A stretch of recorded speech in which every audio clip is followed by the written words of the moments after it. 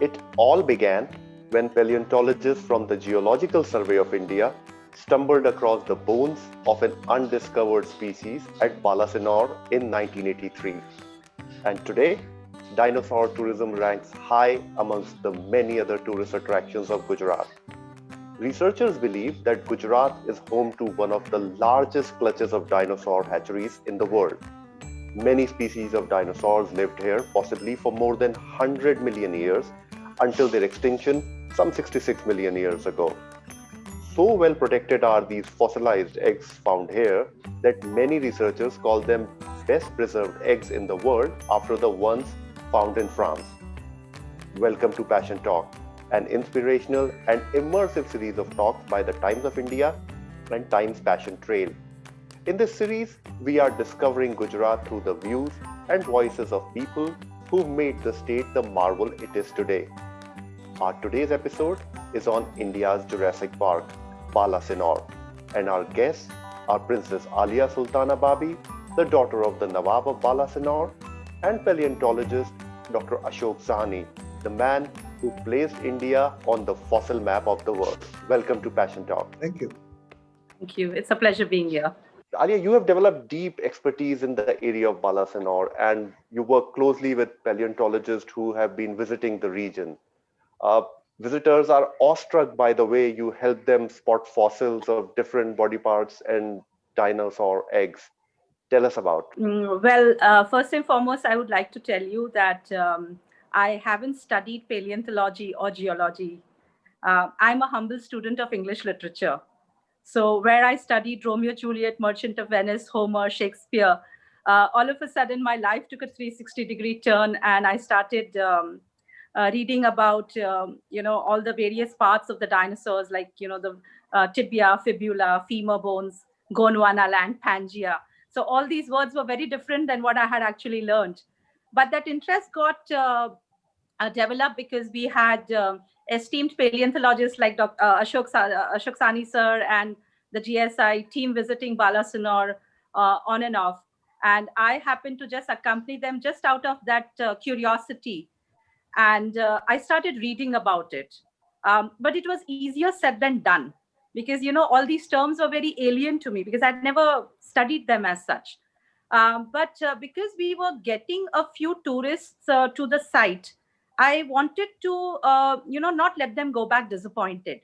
So that is the time I said, okay, I must educate myself on this niche subject so that these tourists don't go back disappointed.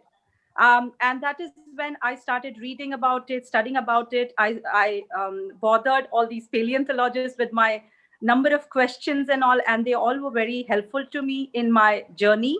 And that is how today I have got the nickname of Dr. Dinosaur or Princess Dinosaur because of being associated with this dinosaur fossil park at Balasinor for the past 26 odd years now. So it's, I think, virtually half my life has been dedicated to dinosaurs. And yes, I've been instrumental in setting up something or developing something called dino tourism. You see, you have everything. You have temple tourism, beach tourism, wildlife tourism. So this is something called dino tourism because today every child, every second or third child wants to become a paleontologist. That is how deep their interest has developed, especially after the movies, the Jurassic Park and the Jurassic World. And I see a big potential for paleontology in India. And dinosaurs are going to be booming in terms of like even the research or discovery or even just general knowledge about dinosaurs.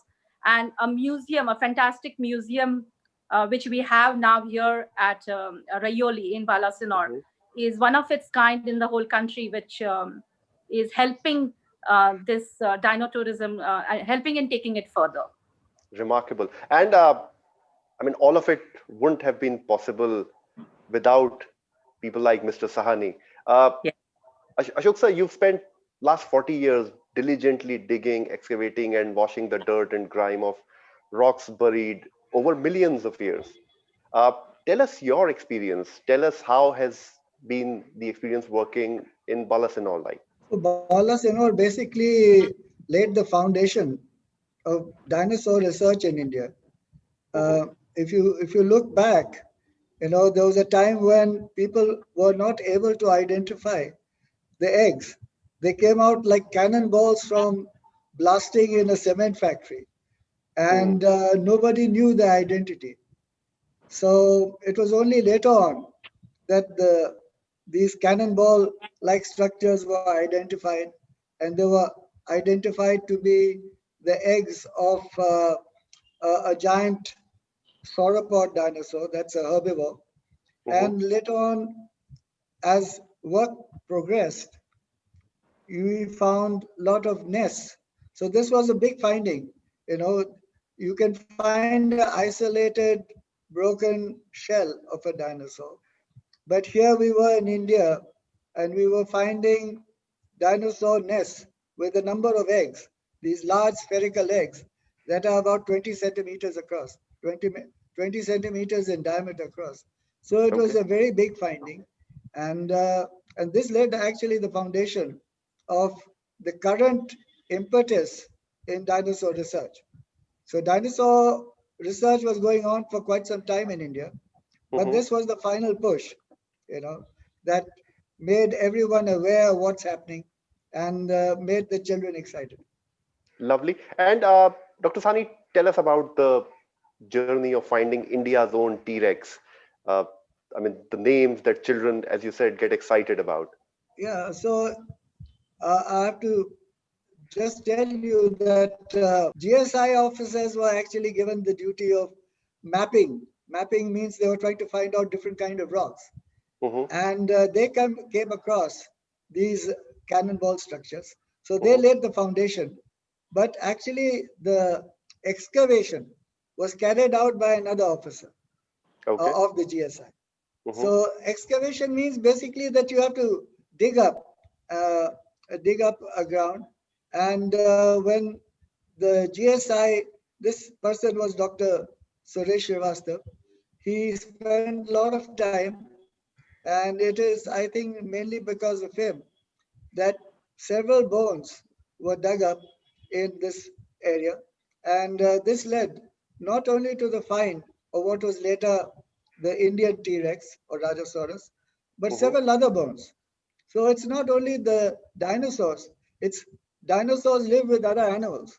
So it's Mm-hmm. the whole fauna that we are talking about. True. And Alia, you are an ardent advocate for the protection and preservation of this rare fossil site in Gujarat. And you're called the dinosaur princess, and you champion the cause of dinosaur education and conservation in India. From the beginning to now, take us through that journey. My association with the park happened sometime in 96, early 96, 97. And Okay. for me, it was very important that I protect this place because Mm-hmm. we, as I mentioned, we were getting that odd tourist there. And I felt that if we, and we had also started our palace as a heritage homestay. Mm-hmm. So if we were going to take the tourists there and if there were no fossils, what were we Mm-hmm. going to show them? True. And as I mentioned, I wanted to do something even for the villagers, and I wanted to do something for dino tourism. So this was something which was already at the back of my mind. And that is the time I had to like really had to make it my, like my mission in life that I need to get this site protected. So a lot of efforts went into getting that whole area protected, but it was, again, as I mentioned, easier said than done, because here you had, the area was like vast, but we managed to get approximately 72 hectares barricaded. Mm-hmm. Barricades were in place, but then what happened? You had to also educate the villagers that what was the importance of barricading this area. So for that also, it took me a good many years. But today, yes, those individual fossils are also barricaded. So, people don't walk over them. Okay. People are not damaging them, or like even trying to remove them from the, the bedrocks. So yes, for me, the most important thing even today, apart from the, publicity and all that, is the preservation and the protection. Remarkable. Dr. Sani, do you lament the absence of a law to protect animal fossils and national assets? Absolutely, because as Alia just pointed out, vandalism is a huge issue, And it's not only vandalism. There are a lot of classic areas in geology, not only in Balasinor, all over India, and these are getting destroyed because sometimes they happen to be close to cement mines. And when money starts fighting with science or with these issues, then usually the cement people win. And at a number of places where there are very valuable geological finds, there are either buildings there or there are factories, or there's utter disregard for the worth. So I think we all have to actually start a movement where we can make people aware of the worth. This is, after all, our national heritage. Once you Absolutely. destroy something, it's gone forever. So that's the issue actually. It's not only it's everywhere. It's Yeah. in Himachal. There's so many lovely sites of fossils in places like Spiti. They they're building roads or they're building hotels, and so we are losing all this valuable material. So it has to be protected. There has to be a law. True. And Alia, suddenly a quaint little Balasinor becomes this great Jurassic Park of India. Experience of this change and how it has drawn tourist attention over the years? Yeah, here, we don't call it Jurassic Park. We call it the Cretaceous Park. Why? Okay. Because the dinosaurs which have been found here, our very own Rajasaurus narmadensis and the Raiyolisaurus gujaratensis. So here I would like to mention, that these two particular dinosaurs, they're very much Indian and they're very much Gujarati. So I call them my Gujju dinosaurs. So it's a very proud feeling indeed that my two Gujju dinosaurs now feature in the World Dictionary of Dinosaurs. Yeah. And yes, Balasinor was, a quaint little town which no one was aware of. And especially the village of Raiyoli, which actually is where the dinosaur site is today on the world's map. Everyone's talking about Raiyoli. Everyone's talking about Balasinor. And at one point of time, I was told by everyone when I was trying to develop this place as a tourism spot, I was told, who is going to come here? What is there to see?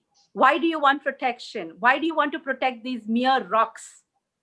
And yes, there was no road. I'm sure Shaksani sir will agree that when we used to go to the fossil park, it used to take us more than an hour because there was no road there virtually. Today, it just takes you 15 minutes to go to the park because we have an excellent road now. So development has definitely taken place in these past 26 odd years. Today, the village of Raiyoli has a fantastic museum by Gujarat Tourism, which is like one of its kind, as I mentioned.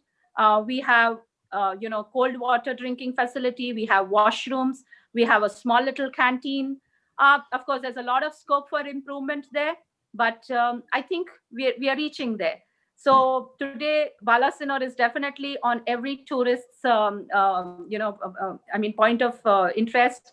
I have been told up to a number of times by every tourist who's visiting Gujarat that the two places they want to visit is one is Sardar Patel Statue of Unity, and secondly is the Fossil Park and the museum in Balasinor. So these are the two most visited places now in Gujarat. Remarkable. And Alia, for a lot of people who are listening about this, are listening to you and Ashok sir, listening about Balasinor for the first time, how to reach there? Ahmedabad is the closest airport for Balasinor. It has good connectivity for most of the flights coming in from Bombay, Delhi, and all the other major cities of India. And from Ahmedabad to Balasinor, we have a fantastic road, national highway, Indore to Ahmedabad to Indore via Balasinor. And the village of Raiyoli, where the fossil park and the museum is approximately 20 minutes to half an hour from the town of Balasinor. Okay. And anything you need to do in advance, book in advance, how places for stay? Is it a day visit? I generally tell my tourists that don't come here with just an hour or two. Please devote one whole day for Balasinor. because the museum takes approximately 2 to 3 hours to see. It all depends on your interest, because we have approximately 10 galleries from the inception of the earth to the extinction. We have one gallery which is dedicated to world dinosaurs. We have another gallery for Indian dinosaurs, one gallery for Gujarat dinosaurs. We have the extinction room. We have one room where we have just fossils, which I have donated to the museum. And of course, some of the villages also have donated. We have a children's playroom. So to see all that, you don't want to do it in a hurry. And then there is, Sure. of course, the fossil park, where you get to see the fossilized remains of the dinosaurs in the natural form. So for that, you need at least half an hour, 45 minutes. Again, it's all depends on your interest, how much you want. But you need to devote one whole day. So as such, you don't need to book, because the museum is open from 10 to 5:30 in the evening. Of course, Mm-hmm. right now it's closed because of the Yeah. lockdown. Yes. After that, we'll be operational. Tickets are available at the window. They're priced very nominally. But yes, if you want to do a tour with me, you need to do a prior booking, because I conduct these exclusive tours. And for Okay. that, you need to book a tour with me. Yes. Sure. Okay. And Dr. Sani, I mean, we have thousands of archaeological sites.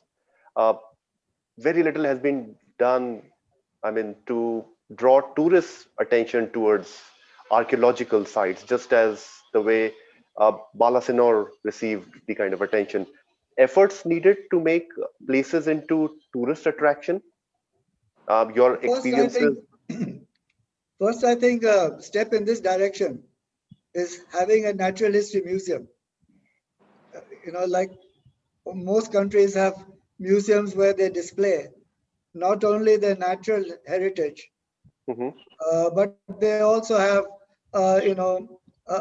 a section in archaeology. We have, of course, the Indian Museum, but mhm, I think we need more museums, mm, so that people are aware. We don't really have a museum where you have where children or students or college people can come in and actually ask, actively interact with scientists mhm. working in the museum. Usually we have displays, but we don't have an interactive kind of uh, um, situation Okay. like you have, let's say, at the Mm, American Museum of yeah, Natural absolutely. History, or the Mm, where you can talk. Children have all kinds of quaint questions, and sometimes you see this. The school comes in one way and goes out the other way. there's mhm. very little there's very little interaction, and I think this is a very fundamental point, that if children get interested and they understand, then they themselves will be on the forefront of protecting monuments, protecting sites. Right now that element is missing, Absolutely. so And we need to educate. yes, we sure do. And which are your favorite archaeological sites in Gujarat? So I have to make the distinction between archaeological and geological. Okay.